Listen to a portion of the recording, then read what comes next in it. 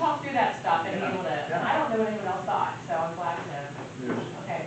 And I did have some questions about option B, so I wasn't, just to clarify. We didn't doubt that you had some questions. What'd you say? We didn't doubt that you had a few questions about it. I wouldn't be doing my job if I didn't have any questions.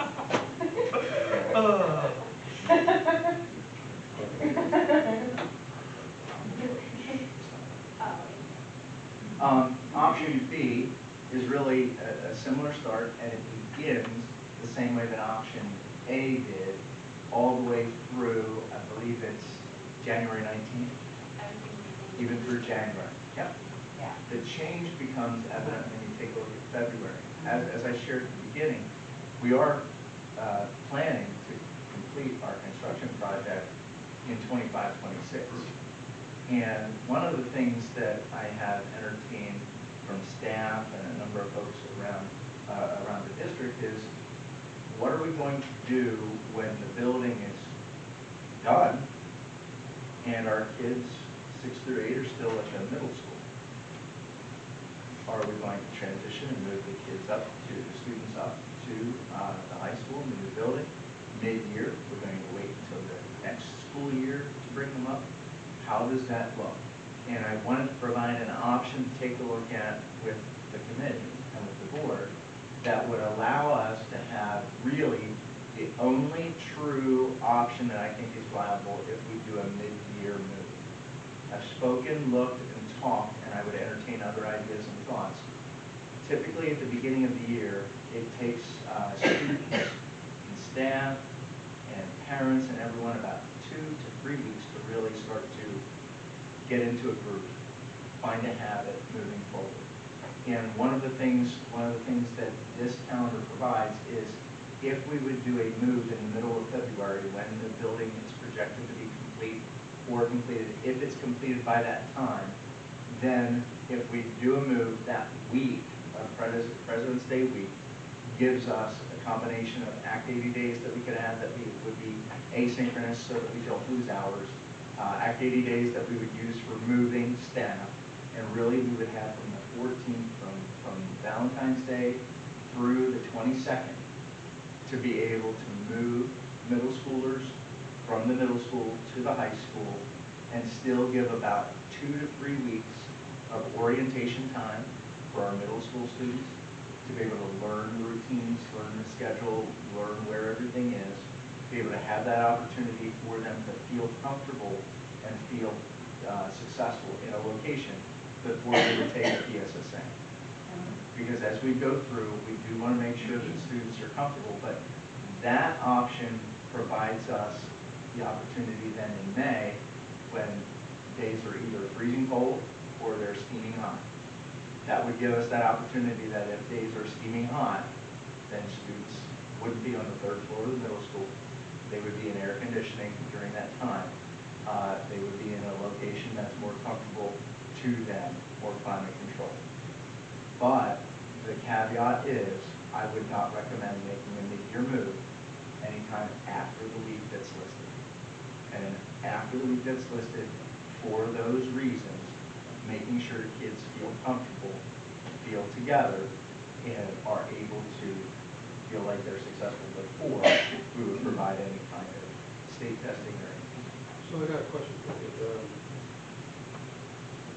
When is the fail-safe to know when you put this B in place, let's say we choose it, and for some reason, something happens to prevent that point from happening? Yeah, the go date would be December, the end of December. Oh, okay. So speaking with Mr. Trone, being part of regular meetings that we have, looking at schedules and contracted work, I don't know that we would be able to do that after, like that would be the date. So establish a date ahead of time by the end of December that says, if we're not there, then we're not moving.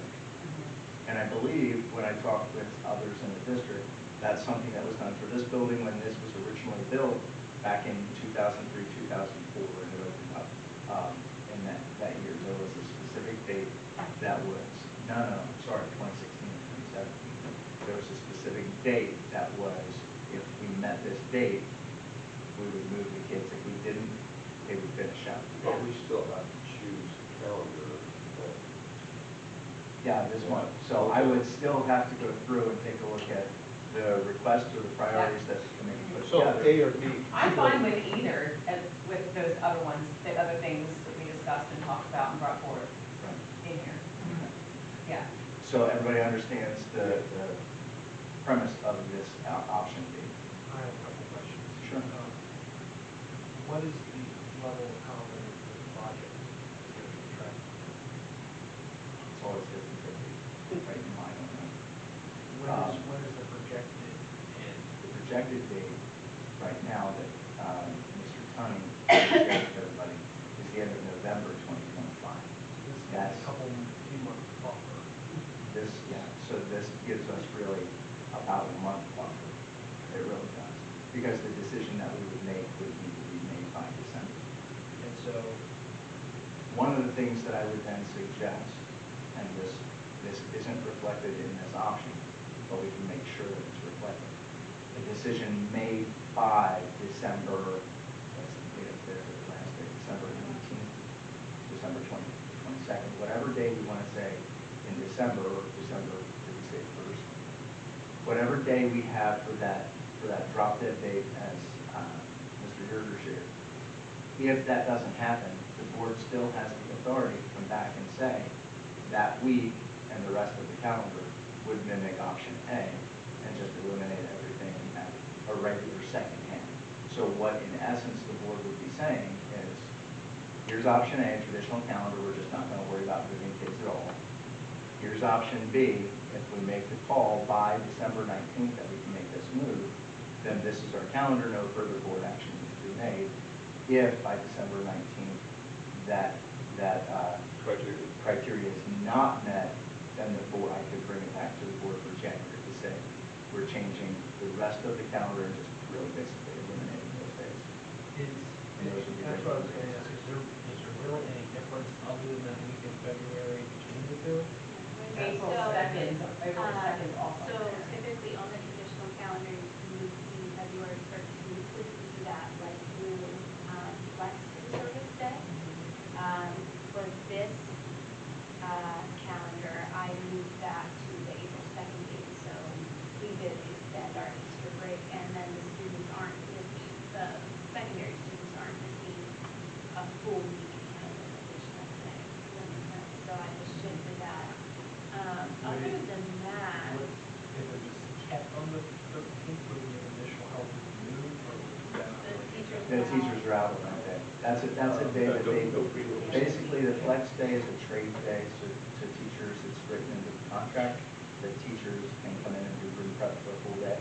And if they do room prep for a full day to get ready for the school year, the upcoming school year, that replaces one of the days during the school year that they could be off. So if I'm a second grade teacher and I want to prepare, I come in on August 1st, I get my room ready, I prepare my room, I spent a full day preparing my room, I now get that flex day off. It's really a benefit to teachers. Have you checked with the staff, the teachers, to be, are they going to be, I don't want to stress them out, are they okay with this option B? Are they looking forward to that and excited about it, or they don't stress? I have not shared this option or these options with staff as these are really board options. I have talked to the staff about a move, and I shared with the staff that what the premise of what I'm suggesting here is that we do what we believe is in the best interest of our students. So really putting that at the center of this, because some staff don't want to move. Yeah. Some staff would rather start at the beginning of the year. That makes sense for a lot of folks. Just, we know what's going to happen. This is what we do. Others are okay with them halfway through the year. So it's really 50-50 or so. And we did really take time to look at what specific things they're doing in February. Because originally it would be like, I don't know, you know, to the idea of March, where March you have the end of the third marking period, and then you're also closing this up PSSA time. So February, those was like the best option, based off of what the teachers are doing. It's really the only doable option Yeah. in my mind. And I think the students will be excited too. I mean, I think there's a lot of students that would be excited. I think there's a lot of teachers that would be excited. I think there's a lot of folks that would be very anxious and nervous as well. Yeah. And a little bit scared. I can see both sides of it. Yeah, We'll have to set up tours. correct. Yeah. Right. But those are things that we can plan for and put in place so that we can have a tour of the building. So let parents, let community, let people see the new building prior to it. Yeah.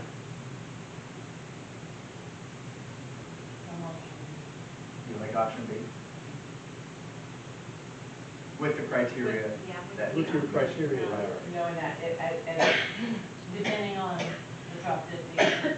I can tell you and share with you now, I've spoken to a number of superintendents and former superintendents about a mid-year move.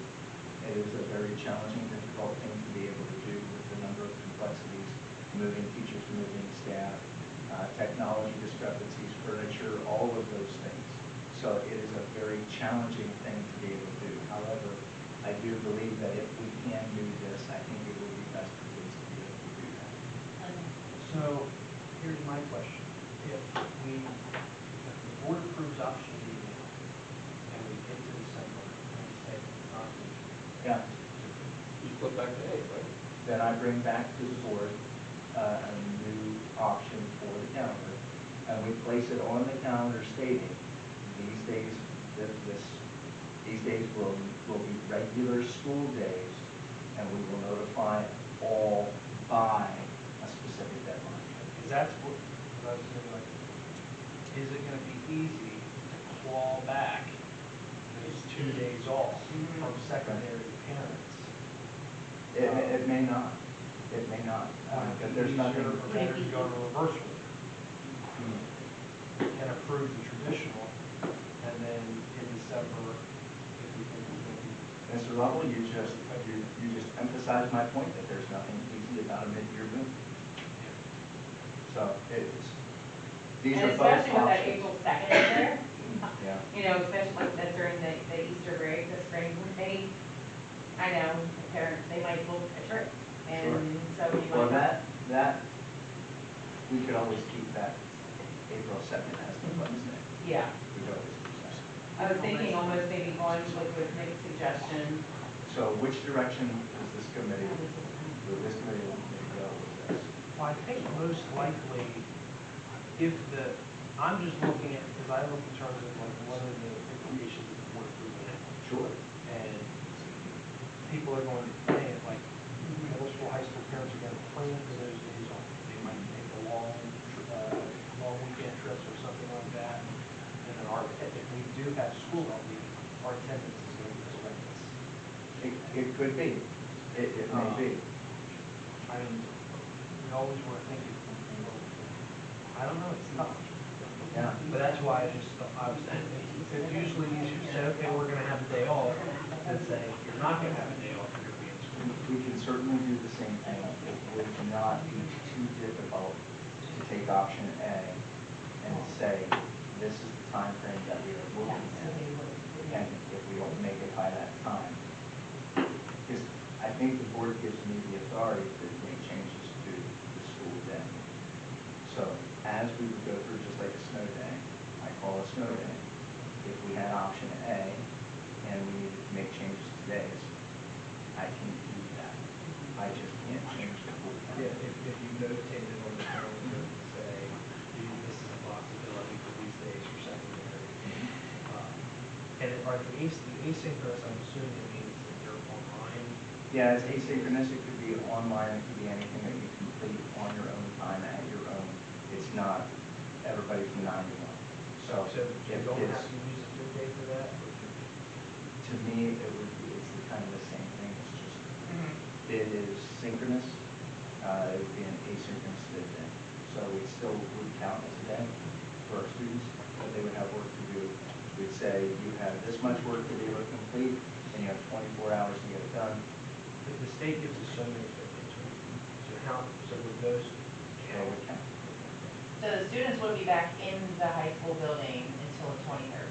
Correct. Yeah, Correct. yeah, you're right, they might end up taking the Yeah. whole week, and then if we go with option A, or no, I mean, option B, and then schedule a trip.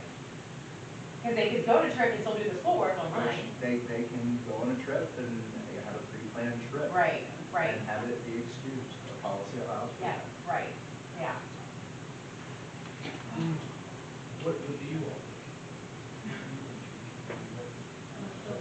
It's up to the board. I think if they want to do option A and then do a schedule change in the middle of the year, or do I do? Kids, Mhm. we do B, so that they can be moved, so that they don't have different people. Well, yeah. Yeah. Well, I Yeah, definitely there's a think, way to do I it. think that the plan is, we definitely want to move regardless. It's just which one do we want to pick? Which one do we want to approve now? Because I feel like if we approve that as a week off for secondary, we're not going to be able to get that week back, right? Kids aren't going to come back. I think the attendance is going to be very. We can go back and fix it. That's what he's. Right, I think, We I should. think that we can give, and I don't even know necessarily that it would require a calendar. It may just be, but either way, I mean, we can make that decision. We would just say. A year from any now. synchronous days, Um, right? but we can make a note on the calendar, but it would be listed as a regular week except for that Monday. It would be very similar to what I think the memo is that I put out already, with the move, and what we're doing with transition. I would simply provide a memo to the staff and share with the parents that this is the plan to move forward with these days. All right, so, But that would be with board approval from the paper.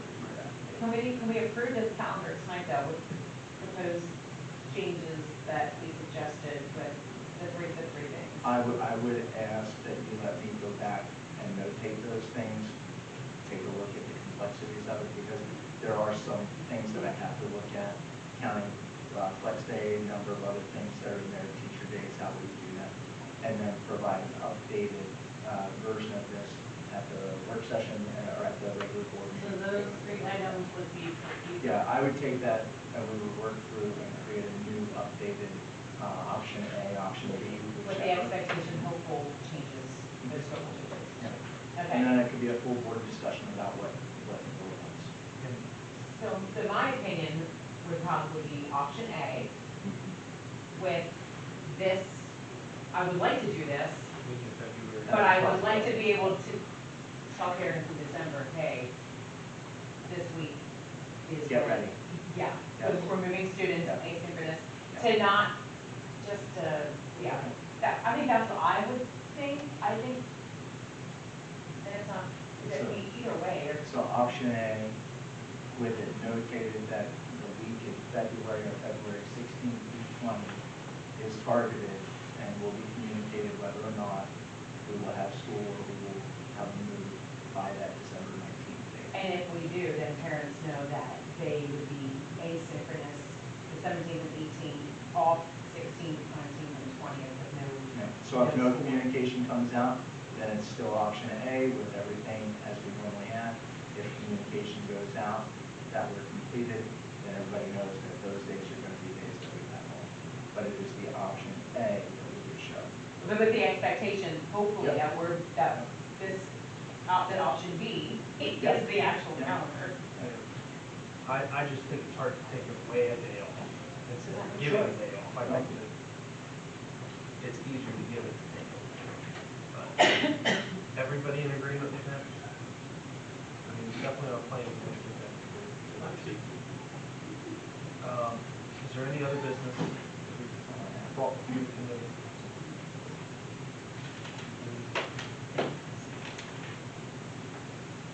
Or do we need kids to do everything else for us? Did I look at that?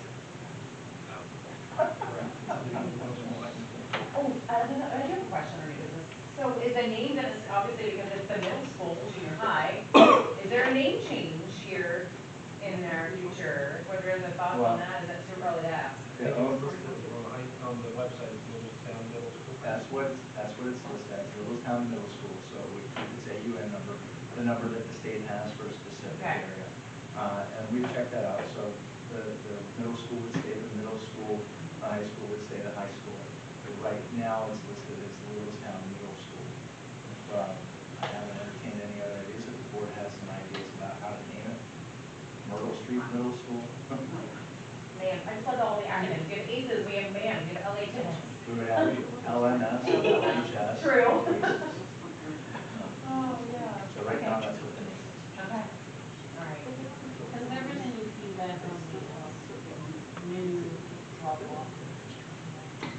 I have not gotten any new feedback, but we've only been back in session for 2 days. Yeah, it was the 2 days last week. Second and third. I saw them out there Yeah. working the new rep, but I didn't hear any I know, feedback. say it did not go well for some people. Of course it did. Very slow, they were backed up, back to speed,